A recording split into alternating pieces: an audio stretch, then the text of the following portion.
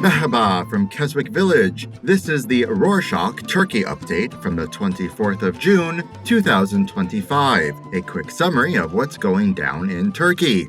On Friday the 20th, prosecutors accused dissident journalist Fatih Altay of threatening President Erdogan due to a live stream on the journalist's YouTube channel. During the show, Altay discussed public opposition to lifetime presidency and referenced Ottoman history, but the authorities took it as a threat. On Sunday, the 22nd, the police arrested Altay under laws relating to attacks on the president. His lawyer said the charges were legally unfounded and politically motivated. Altay denied the accusation, saying his words were historical commentary with no hostile intent. On the same day, Altay's team aired his empty chair in protest. Emre Ajar, who co-hosts the program, said the ruling ignored both legal precedent and defense evidence and vowed to keep speaking out. Still on journalism, on Sunday the 22nd, journalist Murat Yetkin said Turkey avoided condemning U.S. strikes on Iran's nuclear sites to hold on to its role as a mediator. He explained that Ankara delayed its response to avoid raising tensions and to protect the, quote, terror-free Turkey, end quote, peace process. On the same day, Yetkin said President Erdogan spoke with U.S. President Donald Trump and Iran's President Mossad Peshkin to support that mediator role. He described the government's stance as strategic, carefully balanced, rather than openly critical. Yetkin also warned that a prolonged Israel-Iran conflict could threaten peace talks with Kurdistan Workers' Party, a risk Erdogan wants to avoid. Speaking of the U.S.-Iran conflict, on Sunday, the 22nd, the U.S. Department of State warned its staff and citizens in the Middle East to stay alert after a strike on Iran raised fears of retaliation. Officials flagged countries like Turkey, Jordan, and the United Arab Emirates as potential hotspots for protests and unrest. U.S. officials told staff in Turkey to avoid personal travel to 22 southeastern provinces, including Adana, Diyarbakir, and Şanlıurfa. The embassy also urged Americans to stay low profile, avoid protest zones, and remain cautious in Western-linked areas. Tensions keep rising across the region as on Sunday the 22nd, President Erdogan condemned the bombing and gun attack in the Mar Ilyas Church in Damascus, Syria. During Sunday Mass, where at least 20 people died and over 40 were injured, he expressed condolences to the families, the Syrian government, and the people, and said Turkey would continue to support Syria's fight against terrorism. Erdogan warned that terror groups aimed to push Syria back into chaos, and Turkey wouldn't allow that. Syrian authorities blamed the Islamic State group for the deadly attack targeting worshippers during the church service.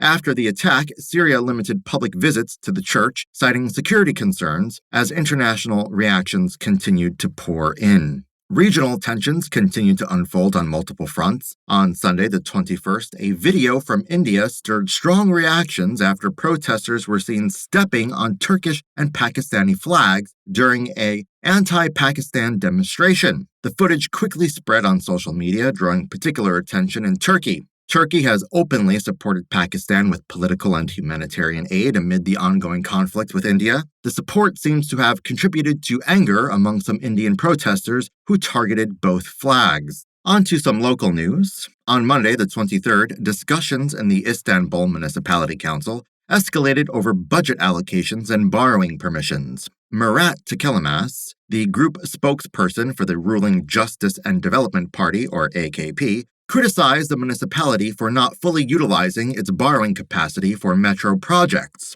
stating that while it authorized 210 billion liras, which is around $7 billion, the municipality used only 160 billion liras, around $5 billion.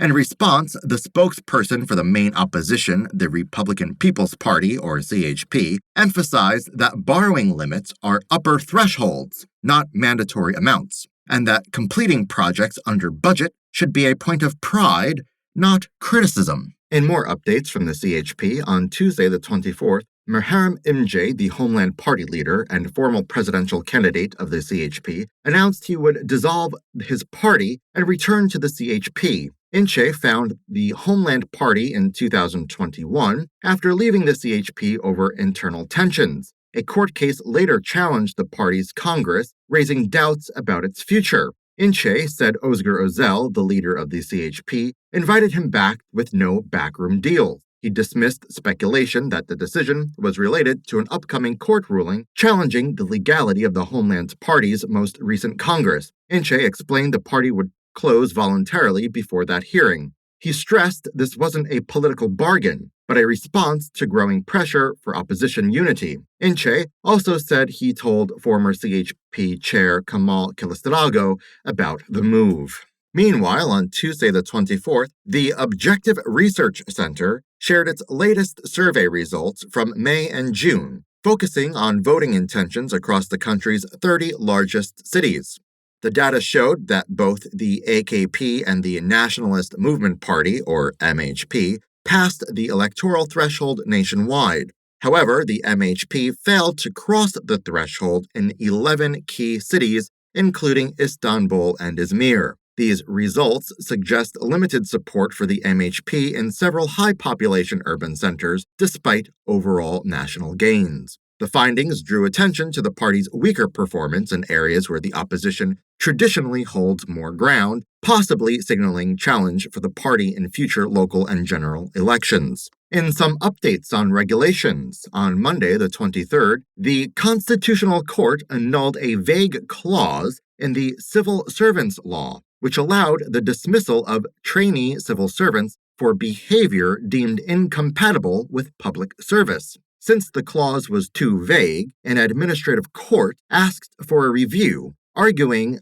the phrase lacked a clear legal definition and legroom for arbitrary interpretation. The Constitutional Court agreed and emphasized that civil servants must know in advance which actions could lead to dismissal. These decisions appeared in the official Gazette on the same day and will take effect next March, giving lawmakers time to update the legislation. In some positive news, on Wednesday, the 18th, the U.S. announced the resumption of student visa processing for international applicants. However, a significant policy change accompanies this decision. Students, vocational trainees, and exchange visitors are now required to make their social media profiles public for government review. This measure aims to improve national security by allowing consular officers to screen applicants for signs of hostility towards the United States, including support for terrorism or anti-Semitic behavior. Refusal to grant access to social media accounts may be viewed as an attempt to conceal information, potentially leading to visa denial. The new requirement was called into question, citing potential bias, language barriers, and fairness issues for international applicants. On Tuesday, the 24th, Antalya governor led a tourism safety meeting following public backlash over viral videos from last week showing sexually explicit behavior at entertainment venues and harassment of tourists by local workers. The meeting included local officials, security forces, municipal leaders, and civil society groups. Authorities plan coordinated inspections across the tourism sector. These include checks on noise levels, underage workers, unsafe safari tours, alcohol service, and fire safety. The governor emphasized that the aim is not to hurt the sector, but to protect it and ensure tourism continues responsibly. He said inspections would be fair, respectful, and ongoing through collaboration with industry leaders. And to wrap up this edition, on Tuesday the 24th, Ibrahim Yamakla, the Agricultural and Forestry Minister, urged the public to be extra cautious as extreme heat raises the risk of wildfires. He said forecasts show an unusual rise in temperatures in the coming days, which could push fire risk to its peak. Yamakla reminded that preventing fires altogether is the real success and stressed that even a small act of carelessness can destroy forests and wildlife. He called on everyone to avoid risky behavior like burning stubble, lighting fires in wooded areas, tossing cigarette butts, or operating machinery without fire safety equipment. He also encouraged people to call emergency services at the first sign of smoke. And that's it for this week. Thank you for joining us. Want to join our team as the Ocean Update writer? Reach out to info@rorschach.com with quote ocean writer position end quote in the subject and a short note on why you're excited to be part of the team. Don't miss the full job description links in the show notes. Osha Kalin.